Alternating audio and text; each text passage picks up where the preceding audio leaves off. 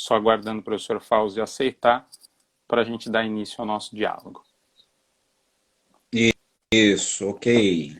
Professor Fauzi, Grande Léo, tudo bem, meu querido? como é que vai? Tudo certo?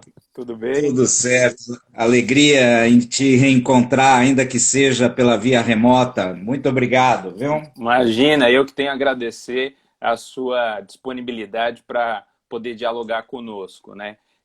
Bom, o É professor isso. Fauzi dispensa apresentações, de fato dispensa apresentações, mas de qualquer É isso. sorte, não custa mencionar que o professor Fauzi é pós-doutor pela Universidade de Coimbra e doutor e mestre em Direito Processual Penal pela Universidade de São Paulo, além de promotor de justiça no estado de São Paulo. Fauzi, eu estava aqui dando uma olhada na minha biblioteca e Ah, eu encontrei esse livro. A gente mostrar aqui sim! sempre sai de ponta cabeça. Eita!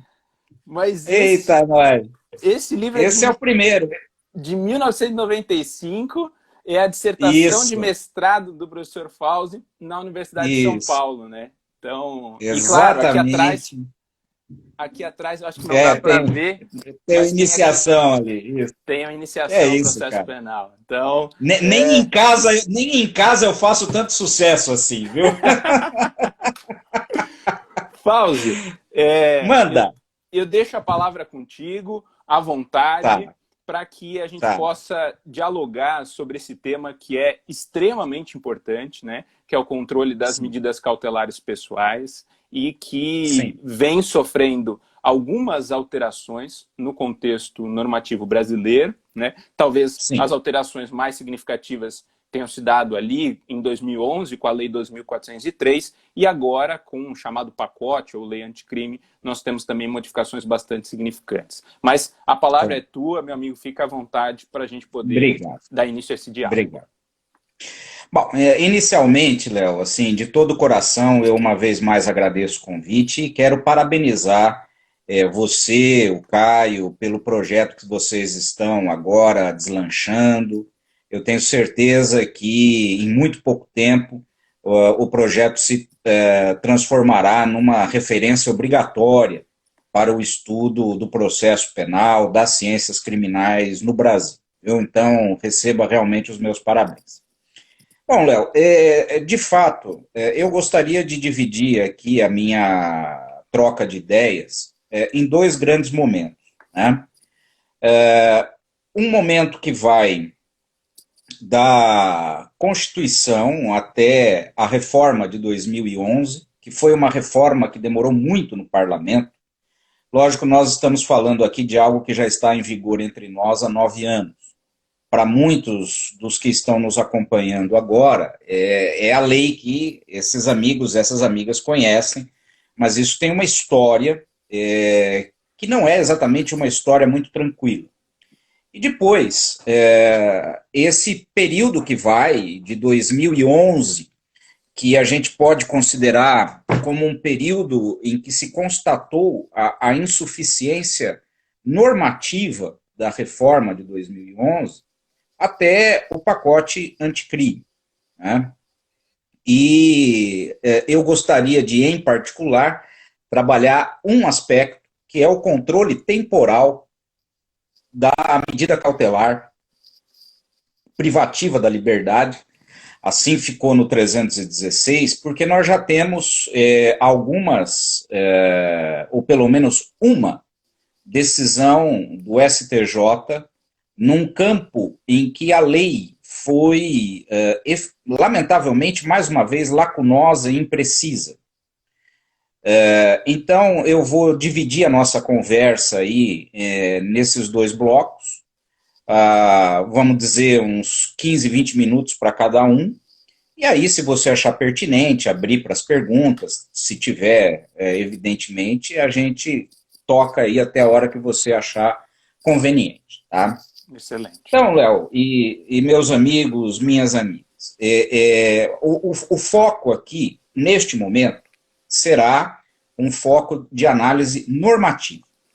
Ou seja, eu não vou discutir o hiperencarceramento brasileiro e o hiperencarceramento prisional preventivo, tá? Meu foco será realmente uma análise normativa, uma análise da técnica do direito em relação a este tema, porque as deficiências técnicas que nós possuímos, no meu modesto ponto de vista, têm impactos que geram esse superencarceramento. Então, vamos lá. A gente sai de um momento, de um estado de exceção para a reconstrução democrática, e em 1988 temos aí o fruto da Assembleia Constituinte que havia se instalado no ano anterior. As discussões naquele momento para o processo penal eram discussões verdadeiramente inovadoras. Tanto que o artigo 5º acabou ficando na nossa Constituição com uma dimensão, pode-se dizer, inédita em relação às constituições anteriores. E essa dimensão, essa extensão de artigos, deu a impressão, durante muito tempo, que nós havíamos assim criado um ambiente constitucional vanguardeiro. Só que quando a Convenção Americana entra em vigor entre nós, no direito brasileiro, em 1992, portanto, 4 anos depois da entrada em vigor da Constituição, aqueles poucos, porque na época eram realmente poucos, em 1992, portanto, há 28 anos atrás, a literatura sobre o sistema interamericano de direitos humanos era uma literatura muito tímida e não era uma literatura profunda nas suas análises técnicas. Eu posso exemplificar para o pessoal que está aí acompanhando a gente, Léo, por exemplo, uma pessoa que lidou muito com o tema na década anterior à entrada em vigor foi exatamente o ministro Lewandowski. O ministro Lewandowski, que enquanto doutorando foi aluno, foi orientado do professor Dalmo de Abreu Dallari, na década de 80, defende a sua tese de doutorado sobre o título A Proteção dos Direitos Humanos na Ordem Interna e Internacional. Mas nós não tínhamos, e essa tese está aí, hoje ele incorpora em muitas decisões, inclusive o protagonismo dele no CNJ, enquanto presidente do CNJ, para com a audiência de custódia, se deve exatamente desse passado. Mas eram análises macro. Nós não tínhamos uma análise, por exemplo, sobre o conteúdo técnico da expressão duração razoável do processo. Para que vocês entendam os ambientes de abordagem que nós possuíamos naquele momento. Demorou, e ainda demora, e ainda existe uma certa lentidão para perceber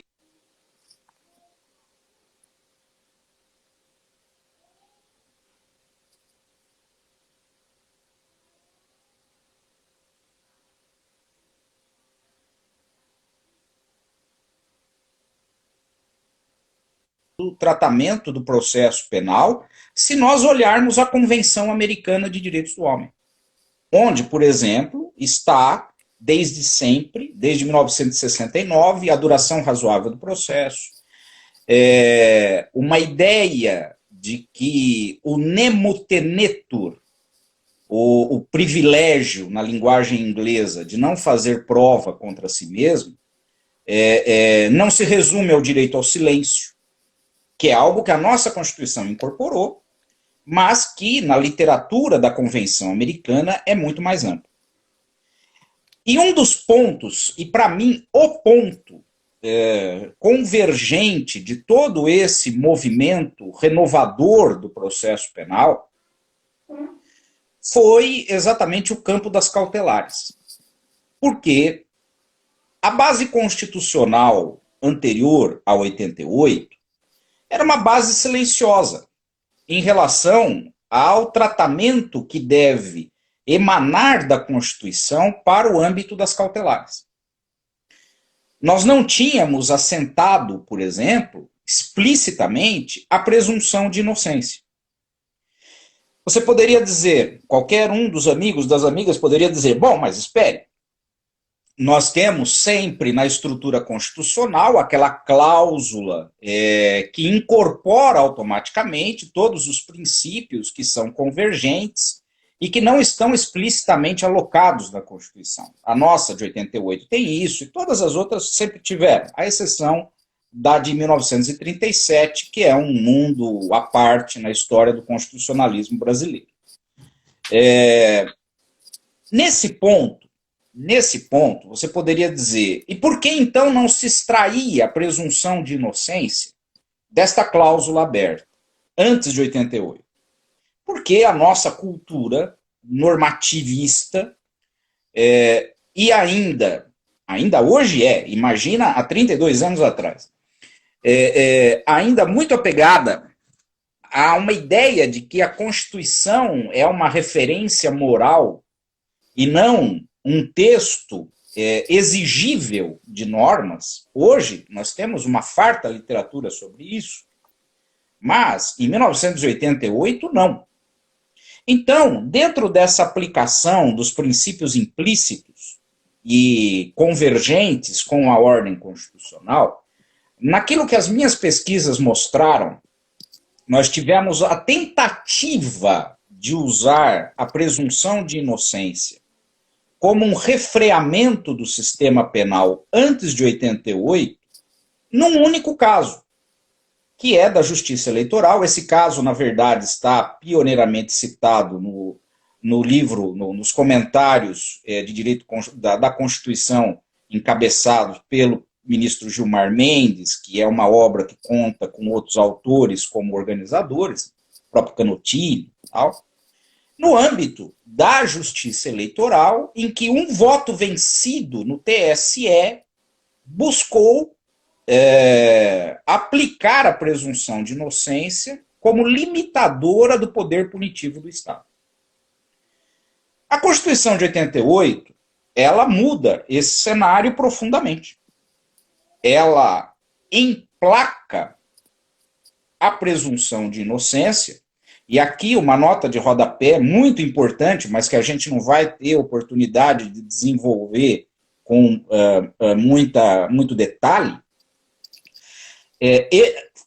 Eu falo, como vários outros falamos, em presunção de inocência pela incorporação do direito brasileiro ao sistema internacional protetivo de direitos humanos, onde esta locução se encontra. A nossa Constituição fala em não culpabilidade. E estas expressões, elas não são sinônimas, elas têm cargas axiológicas diferentes e elas têm consequências normativas diferentes para a ordem infraconstitucional. E uma consequência é exatamente a possibilidade da expansão da atuação das medidas cautelares. Quando nós incorporamos a Convenção Americana entre nós e adotamos, então, largamente a cultura internacional de direitos humanos a partir da nossa base constitucional, perde o sentido falar-se em presunção de não culpabilidade e assume o protagonismo a locução presunção de inocência. Só que 88, para a Constituição, é uma coisa. Para o processo penal, é outra completamente diferente. Por quê? Porque nós não soubemos, até o presente momento, portanto, 32 anos depois, nós não soubemos reorganizar organicamente o Código de Processo Penal a partir da Constituição. As nossas reformas pontuais, e este é hoje reconhecido um erro estratégico profundo que o Brasil adotou de não reformar globalmente seu Código de Processo Penal e optar pelas reformas pontuais, essas reformas pontuais, elas nunca foram capazes de quebrar a estrutura inquisitiva que orienta uma forma de pensamento e uma forma de prática do processo penal entre nós.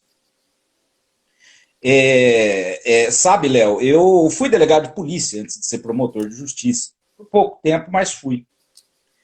E tenho muitos amigos na polícia em São Paulo, até hoje, são pessoas queridíssimas, e de vez em quando a gente troca umas mensagens, assim, e a gente conversa e converge para uma coisa, dizendo, olha, pela maneira como o processo penal não se modificou substancialmente a Constituição e a Convenção, os nossos colegas lá da década de 80 podem até se sentir confortáveis em trabalhar hoje aqui. Por quê? Porque não adianta você dizer, não pode mais busca e apreensão senão por ordem judicial. Tá, ok, isso é um ponto fundamental, importante. Foi um ponto criticadíssimo quando eu estava na academia de polícia, porque eu peguei exatamente esse momento, eu entrei na academia de polícia em maio de 1989, a Constituição é de outubro de 88, então estava todo mundo bravo lá naquela época. Mas não adianta você só mudar isso se você não muda, por exemplo, não converge uma cultura de nulidades para isso, de uma maneira profunda, enraizada, sustentável. Muito bem. O modelo cautelar, ele permaneceu idêntico, pós-88, ao que era desde a época varguista. De 1988 até 2011, nós trabalhamos um modelo cautelar fundado num estado de exceção. E o fundamento desse estado de exceção para as medidas cautelares é acarretar o seguinte, mais uma vez do ponto de vista normativo. Primeiro, um protagonismo normativo da prisão. Eu não falo nem da cultura inquisitiva da prisão. Tá? Claro que a cultura inquisitiva da prisão está por trás dessa normatização. Mas, como eu disse, o meu foco aqui é estritamente uma análise técnica normativa, hoje. Né? Esse protagonismo normativo da prisão, ele fazia com que a prisão fosse concebida como todo o eixo em torno do qual as demais disposições girariam. Só que essas disposições elas eram muito pequenas em termos de quantidade e qualidade de tratamento normativo das situações. Estas previsões, na verdade, se resumiam a 2 artigos, essencialmente, o 312 e o 313. Isso, assim, olhando desde o momento em que o Código entrou em vigor, em que a situação, inclusive, era pior, porque nós tínhamos prisões ex officio cautelares. Uma situação com a qual a gente, pasme, ainda hoje, 2020, nós ainda flertamos. Né? O pacote anticrime flerta com isso em muitos momentos. Pacote anticrime de 2019. Agora, você veja bem uma coisa, Léo.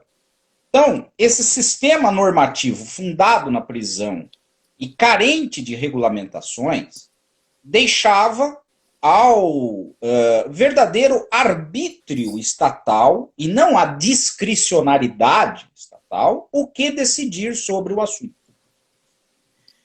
E desde o Código, nós mantivemos uma metodologia que permaneceu a mesma até 2011 para a determinação da imposição ou não de uma medida cautelar, que é uma metodologia estritamente escrita. Um controle fora de audiência para as cautelares. E quanto às cautelares existentes, nós tínhamos, na verdade, a prisão, que era o que regia tudo, ou o seu oposto, né, com uma fragilidade muito grande, que era ou a fiança, que teve muita dignidade no direito brasileiro até 1995, porque a Lei 9.099 entrou fundo nas hipóteses normativas dos crimes afiançáveis e basicamente destruiu a estrutura da fiança, ou uma liberdade que era condicionada estritamente à pessoa a comparecer a atos cartoriais de tempos em tempos, quando, na verdade, nem isso acontecia, porque não havia controle algum sobre os compromissos assumidos pela pessoa não presa preventivamente em relação às necessidades do processo. No fundo, do ponto de vista prático, o que acontecia era ou você está preso ou você está solto. Um extremo ou outro. Bom, esse então foi o nosso grande momento e isso alimentou toda uma literatura pós-88 que fazia com que, na verdade, se replicasse a cultura jurídica do Estado Novo. Nós não havíamos conseguido mudar isso. Quando a gente fala da persistência do Código de 42, é que, na verdade, nós ainda temos normas e nós ainda temos interpretações normativas que não é que elas colidem apenas com a Constituição, elas reafirmam o Estado Novo. Esta é uma face que eu gostaria de deixar muito clara aqui para todos que estão acompanhando. Ora, o que nós temos então? A Constituição não foi capaz de dar um novo ambiente às cautelares e, ao mesmo tempo, a população prisional brasileira ia alcançando aumentos progressivos de presos de todas as naturezas, inclusive dos cautelares. Ou seja, começou-se a perceber que, na verdade, a população de presos provisórios não alcançava uma diminuição de patamar, mas sim progressivamente aumentava. Ora, em 2000, foi então instituída uma comissão pelo Ministério da Justiça que teve a presidência da nossa saudosa professora Ada Pellegrini Grinova. E uma das tarefas era reorganizar o campo das cautelares. E esse projeto que vem à tona em 2011, nasce 11 anos antes. E aqui, Léo, o projeto, e eu acompanhei, porque já estava, né, na vida profissional há muitos anos, então, eu tenho 34 anos de vida profissional na área penal, né, 35 no total. Só um ano na minha vida que eu não lidei com direito penal. Pouca coisa, né, Fauzi? Tá pesando já, as costas já estão cansadas. Já. Mas são momentos como esse que revigoram a gente, né? Tá com os amigos, trocar ideias, arejar a mente, né? Mas quem acompanhasse o projeto desde o Álvaro Antanovicius falando que ele tem 34 anos de idade. Não tem, não. Você deve ter 34 só de Defensoria Pública. Um abração, Álvaro. Um abração, cara. Eu tô sacaneando com você publicamente, tá bom? Queridíssimo, Álvaro, queridíssimo. O que nos afigurava já em 2000 é que o projeto tinha uma face muito boa, que era de entender que o sistema cautelar não podia ficar polarizado entre prisão e liberdade e que deveria existir um leque de... O Álvaro continua sacaneando, depois eu escrevo, pode deixar. As cautelares não poderiam ter um leque, um extremo, perdão, mas deveriam conter um leque de medidas alternativas. E nesse ponto, em particular, o projeto não era inédito, porque desde a década de 70, Frederico Marx, quando montou o seu projeto, já não com a amplitude que viria a ser reconhecida em 2011, mas já nos dava indicativos de medidas cautelares não encarceradoras. Depois, ao longo da década de 70, documentos internacionais foram sendo produzidos que mostravam a necessidade de políticas de desencarceramento, sobretudo cautelares, com a adoção de estruturas intermediárias entre a prisão total e a liberdade total. Então, nesse ponto, o projeto foi bom, não foi inédito, mas foi bom. Só que quem acompanhasse a produção dos textos, ó, o Onésimo aí brincando com a gente também, olha lá, ó, 32 anos de MP paraibano, parabéns, Onésimo, somos dois jovens, viu? Somos sim, concordo integralmente. Estamos começando a entrar na adolescência da profissão agora. A nossa leitura mais acurada desde o projeto fazia perceber uma coisa: o projeto continuava girando em torno da prisão. Embora com previsões como a que acabaram aparecendo no 282, no 319, quanto mais a leitura do então projeto e depois da lei foi sendo amadurecida, nós conseguíamos entender que os critérios regentes de toda essa estrutura ainda giravam em torno do 312, como continua sendo até hoje. Daí porque a reforma de 2011, quando ela entra em vigor, ela não causa o impacto nem normativo, nem um impacto fenomenológico de desencarceramento. Claro, na época, em 2011, o pessoal aí que já tinha convivência com a área jurídica deve se lembrar que a grande mídia, não a mídia jurídica, mas a grande mídia fez um escândalo, um escarcéu sobre a reforma de 2011. Impunidade, ninguém vai mais para a cadeia, etc, etc, etc. Os patamares continuam exatamente os mesmos.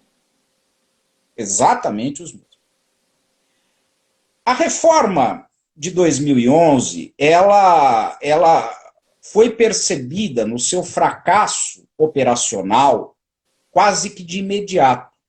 E aí, então, eu entro na segunda parte do diálogo aqui, né? Foi necessário perceber e conceber um sistema que tentasse romper com aquela estrutura que ficou na mesma. Foi aí que entrou em cena, talvez, a única modificação estrutural, ao menos em parte, no campo das cautelares, no que diz respeito à metodologia da decisão, que foi a audiência de custódia. A audiência de custódia, ela não modifica, evidentemente, os fundamentos, os pressupostos cautelares, mas ela favorece o ambiente da oralidade para a produção das decisões cautelares. E aí eu digo para você, Léo, para todo o pessoal que está nos acompanhando, em todos esses anos, desde a entrada em vigor do Código até hoje, nós só tivemos uma tentativa de oralizar o procedimento cautelar, que foi ainda no anteprojeto Frederico Marx, em 1974. Como o anteprojeto não vingou da maneira como o autor queria, essa modificação praticamente se perdeu como uma referência histórica que a gente só vai dar valor hoje porque nós estamos discutindo há alguns anos, e você sabe muito bem disso, Léo, Chile, etc., tal, né? Tudo que a gente vivenciou no curso de capacitação, tudo mais, nós estamos começando a perceber que oralidade não é oratória, né? Que oralidade é um método epistemológico e é um método de produção de decisões. A audiência de custódia, ela entra no cenário brasileiro exatamente com esse objetivo, de modificar a dinâmica da produção da decisão sobre aquilo que, modestamente, eu chamo de necessidade cautelar, um rearranjo conceitual para poder explicar as coisas com um pouco mais de clareza, segundo a minha visão. E 2015 para cá, que é quando o projeto Audiência de Custódia engata, né, e vai sendo disseminado, em parte, a contragosto pelo país, né, a nossa realidade, 5 anos depois, é exatamente a mesma. Ou seja, a audiência de custódia não é capaz de alterar o ambiente cultural sobre o qual a lógica das cautelares se assenta desde sempre. O percentual de prisões cautelares continua o mesmo e nós, então, nos colocamos diante desse cenário e nos vem o quê pela frente? Vem-se a necessidade de você realmente refundar, você sabe que eu gosto dessa palavra, vem a necessidade de usar o verbo refundar para pensar as cautelares de uma outra maneira. Maneira pela qual a prisão não seja o eixo do sistema, como ele continua sendo até hoje. E aí, para não dizer que as coisas não têm aspectos positivos ao longo do tempo, a audiência de custódia foi um exemplo. Eu não sei se a Paula quer fazer alguma pergunta ou se ela está só mandando tchauzinho. Se for pergunta, Paula, a gente conversa no final. Né?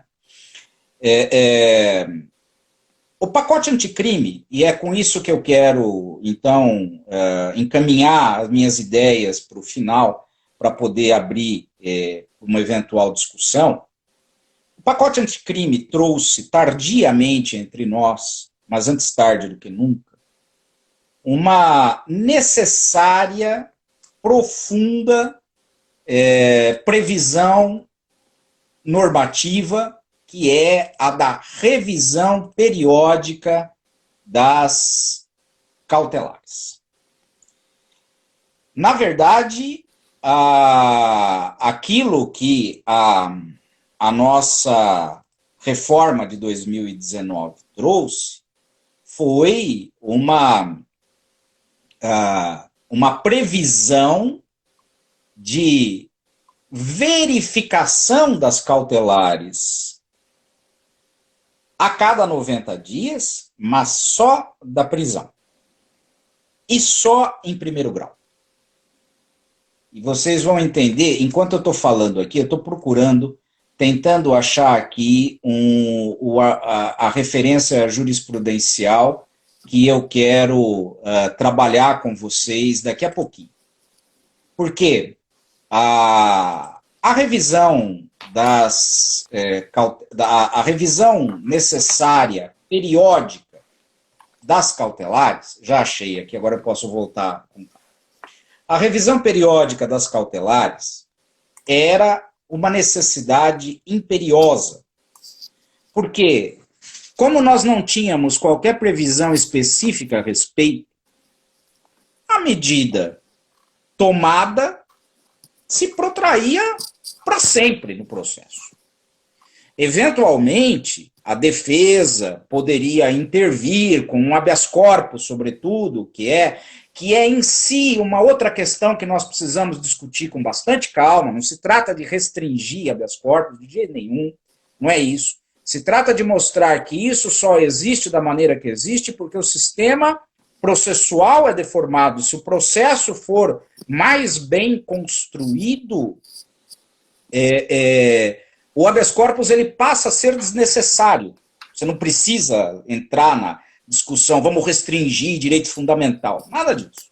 Só fazer uma estrutura organicamente sustentada que o habeas corpus perde a razão de ser. E uma das questões é exatamente essa. Habeas corpus por excesso de prazo só existe por quê? Porque não existe uma mecânica de revisão periódica do prazo. Da prisão em determinado prazo. Se você tem esta mecânica, você faz com que o uso do habeas corpus aí seja, em si, desnecessário. Claro, pode haver a manutenção ilegal de uma prisão, você querer discutir isso, sem dúvida. Mas o fato de não haver um mecanismo regular, periódico, revisor dos fundamentos cautelares, é um prato cheio para que o arbítrio aconteça. E agora nós chegamos aqui a um ponto em que temos, de fato, esta ideia necessária que está no 316 para que a gente faça a revisão obrigatória. É o 316, parágrafo único, que diz: decretada a prisão preventiva, deverá o órgão emissor da decisão revisar a necessidade de sua manutenção a cada 90 dias, mediante decisão fundamentada de ofício sob pena de tornar a prisão ilegal. Tudo bem. Quando começamos a discutir a estrutura desse artigo, ao lado de toda a efetiva comemoração por ele existir, os problemas técnicos começavam a aparecer numa leitura mais profunda. E, da minha parte, nas discussões que eu tive a oportunidade de travar, e como ficou aí na terceira edição do Iniciação, que logo a Tirante coloca na praça, duas questões. Primeiro, essa revisão ela não pode ser restrita à prisão. Ela deve existir em toda medida cautelar, porque toda medida cautelar é incidível na liberdade pessoal. Então, toda vez que o Estado se intromete na liberdade pessoal para garantir objetivos processuais legítimos no Estado de Direito, que já é uma outra discussão também, a revisão precisa acontecer. Isso é um primeiro aspecto.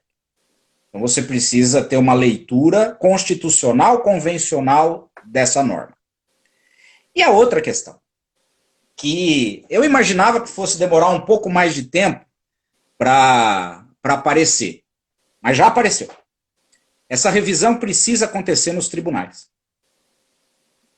E aí, a questão de dias atrás, talvez 3 semanas atrás, nós tivemos o HC 589-544 no STJ, que teve como relatora a eminente ministra Laurita Vaz, quem nós devemos saudar sempre, mas que com a devida vênia, neste caso concreto, pessoalmente, eu vou opor minha severa divergência ao que ela atestou no julgado. Vou ler aqui. Eu vou ler 3 trechos. Vocês me perdoem se for um pouco cansativo, mas eu vou procurar ser o mais apto possível, porque os 3 trechos são muito importantes. Tá? Eles não estão exatamente nessa ordem no acórdão, mas todos estão no acórdão. Primeiro, a defesa não demonstrou a plausibilidade da tese segundo a qual a prisão preventiva deveria ser revogada ou substituída por medidas cautelares alternativas, apenas por não ter havido a revisão no prazo de 90 dias. Primeiro trecho. Segundo trecho. Para questionar a prisão preventiva, a defesa dispõe de farto acervo recursal, além da inesgotável possibilidade de manejo do habeas corpus. Por outro lado, assinalou, não se pode esquecer o interesse da sociedade de ver custodiados os presos. E, por fim, esse é um trecho explícito.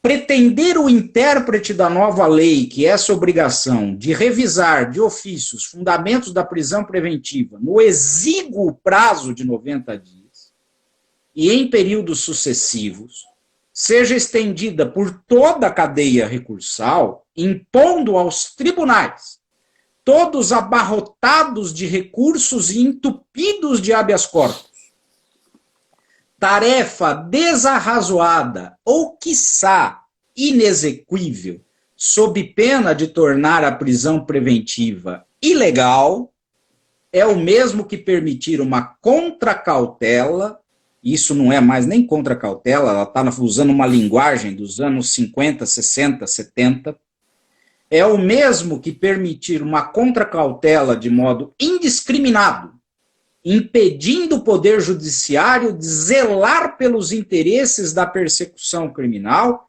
e, em última análise, da sociedade. São ideias que, como ela diz no começo, pretender o intérprete da nova lei. Lamento, ministro, mas eu sou o intérprete da nova lei e eu realmente pretendo que a lei seja cumprida. Lamento. Né? Aliás, é uma coisa curiosa, num outro encontro como esse, com amigos de outros estados, Léo, eu brinquei dizendo o seguinte: se você faz uma compra e a compra demora 60 dias além do tempo previsto, você não vai ficar uma arara sobre o atraso. Então, para o direito consumerista, 90 dias é um absurdo. Não é? Para a lex mercatória, agora vamos falar sério, para a lex mercatória, 90 dias de atraso, 90 dias de uma aplicação, 90 dias de sei lá qualquer coisa da lex mercatória, merece toda a tutela jurídica. 90 dias para você rever a necessidade cautelar é inexequível. Então, sim, eu ainda estou maturando uma crítica racional a esse acórdão, para não ser deselegante, né, não ser impertinente, né? Portanto, eu só vou fazer referência ao acórdão, Léo, você vai me perdoar por não entrar em críticas segmentadas, pontuais, né? E futuramente a gente vai ter oportunidade de trabalhar esse acórdão no curso, certamente, né? A gente vai ter oportunidade de discutir esse acórdão. Eu só espero que ele não seja o paradigma que venha a se tornar como regra no âmbito dos tribunais. Então, meu caro Léo, nós estamos chegando aí a 50 minutos quase de fala, no meu relógio aqui são 47, uma coisa assim, tinha mais ou menos combinado, né, de 25, 20 minutos para cada tópico. Então eu vi que tem aqui, aí fica a palavra com você, que tá levando aí a condução dos trabalhos, mas eu percebi que tem a pergunta da Paula.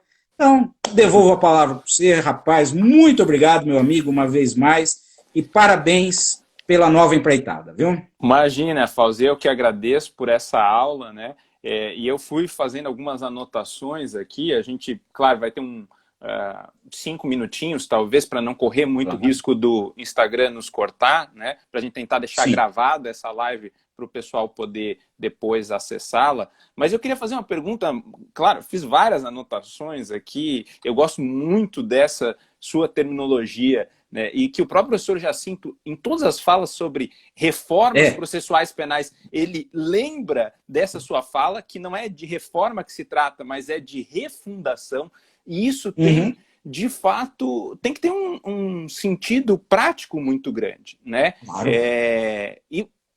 E você mencionou várias coisas muito interessantes, né? Essa necessidade, claro, de estabelecer alguma sanção pelo descumprimento de alguma garantia, né? Isso é fundamental. E agora, o que me chama a atenção, já para devolver a palavra para você, para a gente tentar estabelecer um fechamento aqui, é que nós tivemos com a Lei 2.403 uma mudança que foi anunciada por muitos como uma mudança catastrófica em termos de esvaziamento do sistema prisional, mas que a própria crítica processual, a criminologia já anunciava que isso não se daria, né?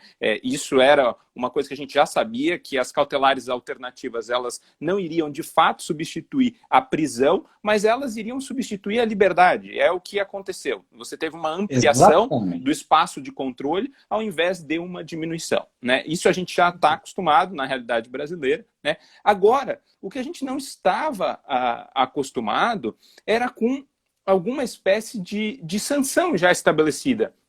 E o 316, parágrafo único, nesse ponto, ele é um avanço, porque ele diz que a prisão se torna ilegal por não haver essa revisão, né? Assim como eu vejo um avanço no 310, parágrafo 4º, quando ele estabelece a relação entre a não realização da audiência de custódia no prazo devido e a ilegalidade da prisão, né? Agora, e daí eu devolvo para você a palavra nesse sentido.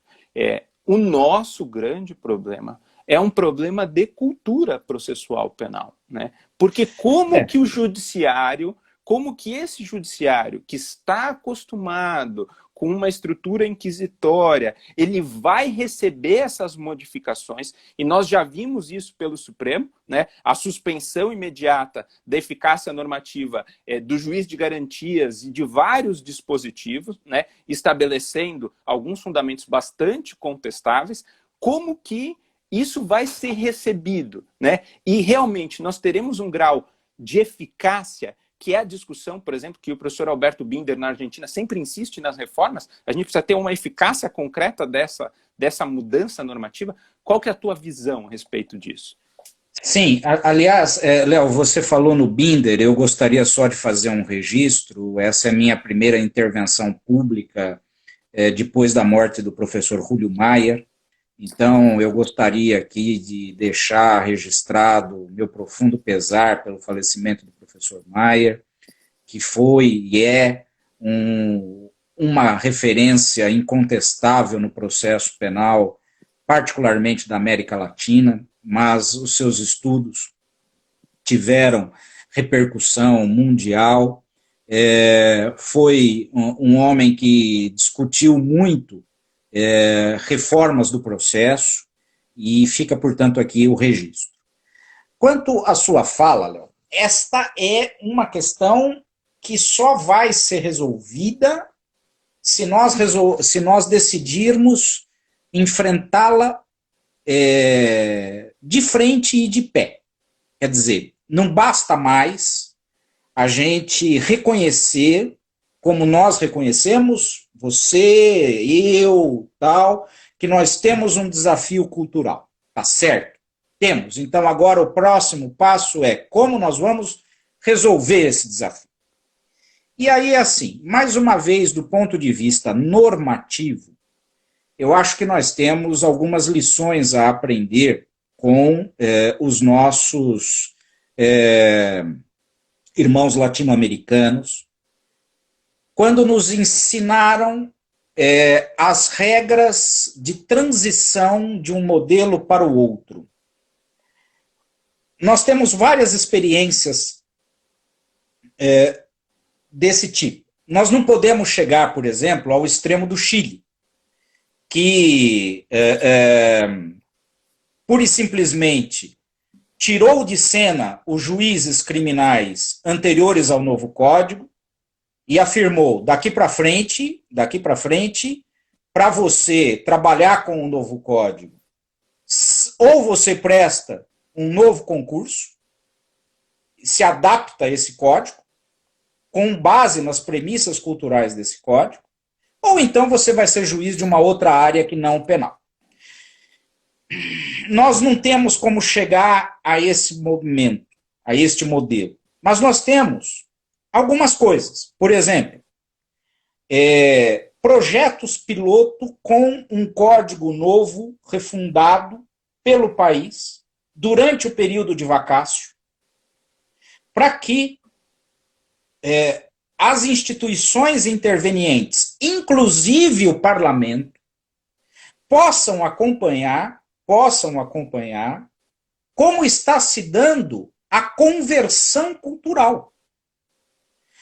São estratégias, mas é lógico, Léo, nenhuma delas funciona se nós tivermos um ensino jurídico com os olhos no passado, particularmente no processo penal, que nós estamos falando aqui. Não é possível.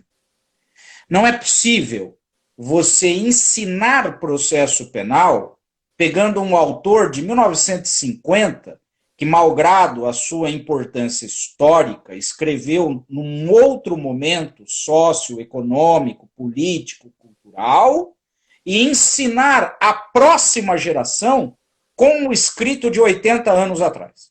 Não dá. Não dá. Também não dá, para isso que a gente está conversando aqui, desde a graduação, entender que tudo vai se resolver com facilidade e superficialidade. Né? Ou seja, resumos,